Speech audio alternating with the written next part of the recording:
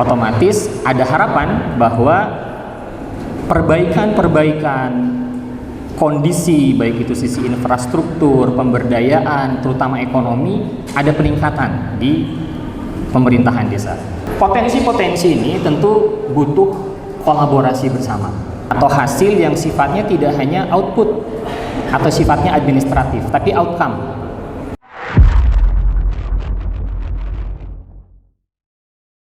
Dasar penugasan kami utamanya adalah untuk melakukan pengawasan atau pengujian pengendalian terhadap tata kelola atau TAKEL, di mana di dalamnya mencakup dari mulai perencanaan, penganggaran, penatausahaan sampai dengan di pelaporan.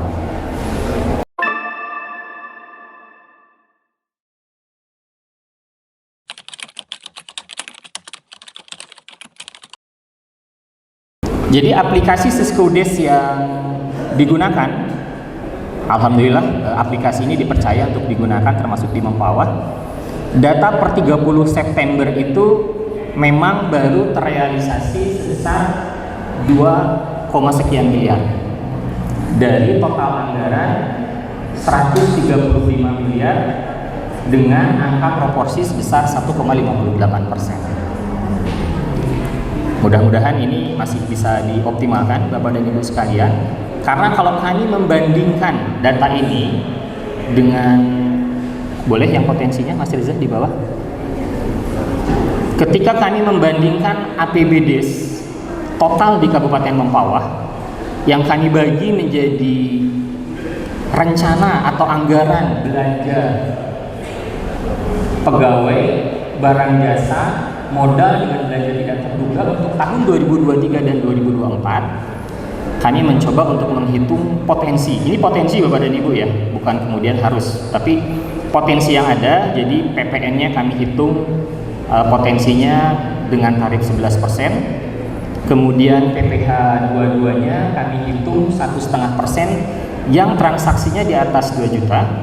Maka potensi tahun 2023 itu sebetulnya PPh 22 di Kabupaten Mempawah itu untuk total APBDes dari 5 jenis belanja ini sebesar 3,3 miliar.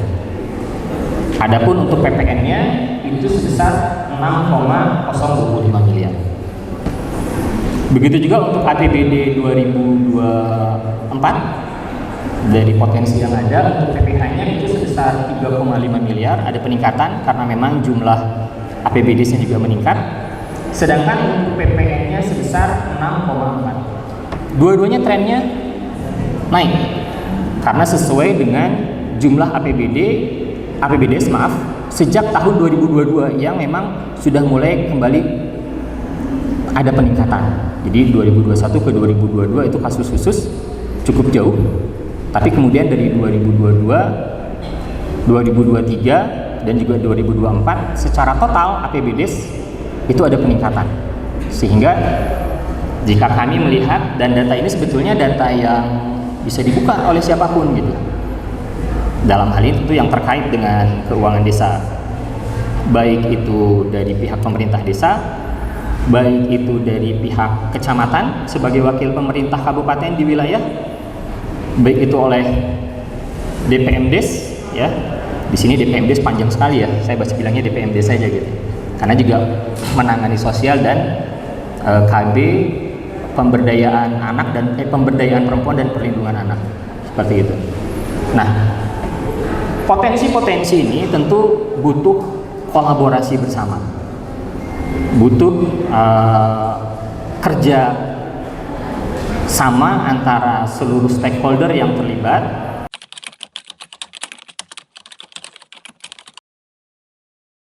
Ini adalah hasil evaluasi kami terhadap Kabupaten Mempawah. Jadi kami memberikan catatan terkait dengan kebijakan. Kebijakan itu artinya aturan main yang seharusnya ada. Jadi Bapak Ibu sekalian, terutama untuk para Kades dan para KUR keuangan, kami dari BPKP sebetulnya ketika melakukan tugas itu sederhana Bapak dan Ibu sekalian. Kami melihat kriterianya apa yang seharusnya ada, kemudian kami memotret kondisi di lapangan. tuntutan sekarang adalah selain memotret kondisi lapangan, kami mencoba untuk memotret time series atau waktu dari beberapa periode yang menjadi skup pengawasan kami, sehingga bisa memproyeksikan atau katakanlah bisa melakukan analisis secara sederhana kira-kira ke depan ini akan kemana atau seperti apa. Baik, yang pertama terkait dengan masalah kebijakan, bahwa pedoman penyusunan APBDes, petunjuk operasional penggunaan dana desa, dan prioritas penggunaan dana desa itu masih belum tersedia aturan main atau pedomannya di tingkat Kabupaten Mempawah. Nah, ini tidak hanya di Mempawah, sebetulnya di beberapa kabupaten yang kami jadikan sampel itu juga ternyata dalam hal kebijakan ini ada hal-hal yang masih harus dilengkapi. Kemudian terkait dengan perencanaan pembangunan, kepada ibu sekalian, bahwa ternyata RPJMDes desa yang disusun atau yang sudah dibuat itu kami catat masih belum memadai sesuai dengan requirement atau persyaratan yang diharapkan. Apa persyaratan yang diharapkan? Bahwa RPJMDes disusun dengan sumber data atau basis data yang sebetulnya teman-teman atau Bapak Ibu di desa itu sudah punya. Apa itu? Salah satunya dari data SDGs. Jadi data itu masih belum dioptimalkan, masih belum dimanfaatkan secara optimal ya dalam penyusunan RPJMDes.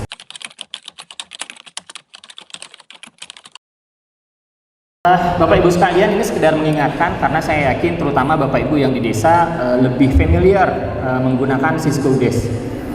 Jadi Siskudes itu secara sederhana ada 4 modul utama. Ada perencanaan, ada penganggaran, kemudian penatausahaan dan pembukuan. Kalau kita berbicara aplikasi Bapak dan Ibu sekalian, ada pelaksanaan aplikasi itu yang sifatnya sekuensial. Jadi sekuensial itu harus selesai dulu prosedur sebelumnya baru bisa menjalankan prosedur sesudahnya. Nah, untuk Siskudes ini proses sekuensial itu memang baru diterapkan mulai dari penganggaran. Itu sebabnya perencanaan yang ada itu tidak menjadi dasar atau tidak ada kaitan secara langsung dengan proses anggaran yang dilakukan. Kami menemukan bahwa ada beberapa kegiatan perencanaan yang direncanakan dalam dokumen RPJMDes itu tidak semuanya turun ke dalam penganggaran karena memang dengan berbagai pertimbangan perencanaan ini masih kami kecualikan. Namun kami bisa memastikan bahwa data-data sejak penganggaran itu akan nyambung ke penatausahaan dan akan keluar di pelaporan. Artinya Bapak Ibu kalau hanya mencantumkan pendapatan hanya misalnya 1,5 miliar ya, maka Bapak Ibu tidak bisa menggunakan belanja 1,6, ada defisit.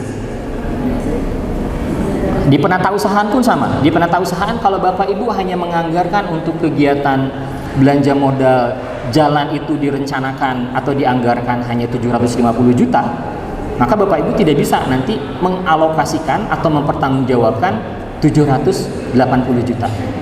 Nah, paling tidak dari sini kami mencoba untuk melakukan kontrol, membantu Bapak Ibu sekalian di desa untuk melakukan kontrol supaya dari sisi anggaran penggunaan tidak melebihi yang dianggarkan. Nah, adapun kalau dari sisi penerimaan jika memang ada kelebihan itu masih memungkinkan dan bisa digunakan untuk bagian dari pembiayaan dalam bentuk silpa. Nah,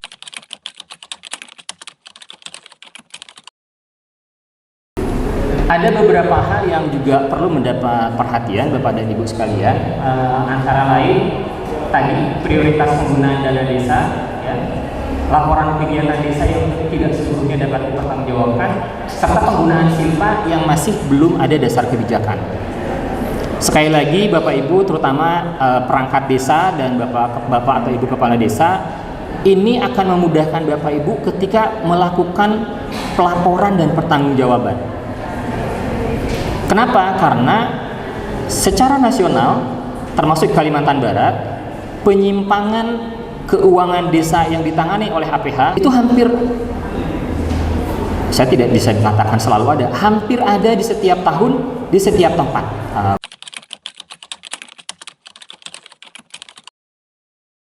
Kami juga memotret bahwa di Mempawah masih ada, walaupun sudah agak lama gitu ya, walaupun sudah agak lama, bahwa masih ada kasus hukum yang menimpa. Nah, untungnya setelah ini mudah-mudahan tidak ada lagi ya Bapak dan Ibu ya. Mudah-mudahan ya, jangan. Tapi tren yang kami potret bahwa penyimpangan desa ini trennya itu belum menurun.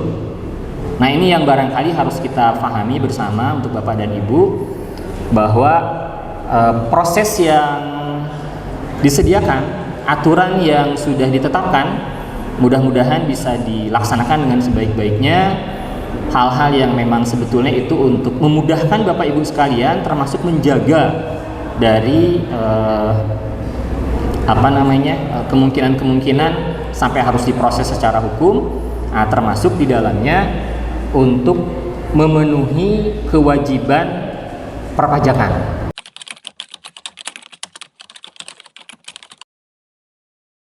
Kondisi di Mempawah secara makro, kita masih banyak hal yang dapat kita tingkatkan. Ini menjadi tanggung jawab kita semua Bapak dan Ibu sekalian. Misalnya IPM. Jadi untuk Mempawah itu yang warna merah, warna hijau itu Kalimantan Barat, warna oranye itu nasional. Jadi Bapak Ibu bisa melihat indeks pembangunan manusia di Mempawah itu tidak hanya jauh di bawah nasional, tapi juga masih di bawah Kalbar. Begitu juga pengangguran. Pengangguran sama Mempawah itu yang merah. Ini dari tahun 2020 sampai dengan 2023. Masih cukup tinggi. Prevalensi stunting ini untuk kesehatan masih cukup fluktuatif ya. Kemudian jumlah penduduk miskin yang Mempawah yang hijau, yang biru ini yang Kalbar, yang oranye ini yang nasional. Kita masih cukup di bawah. Tapi tadi untuk pertumbuhan ekonomi, alhamdulillah kita sudah mulai ada progres meningkat. Jadi Bapak Ibu sekalian, dengan kolaborasi yang dilaksanakan, mudah-mudahan dana desa, baik itu dana desa maupun alokasi dana desa yang sudah ditetapkan dan dibayarkan, digelontorkan oleh pemerintah pusat ke desa, diharapkan mudah-mudahan tentu nanti akan bermanfaat secara optimal ya. Desa di tempat Bapak dan Ibu juga secara ekonomi bisa meningkat, secara partisipasi di pembangunan juga memberikan partisipasi positif, dan secara, karena ini acaranya untuk optimalisasi pendapatan negara, tentu juga ada kontribusi pendapatan negara yang signifikan.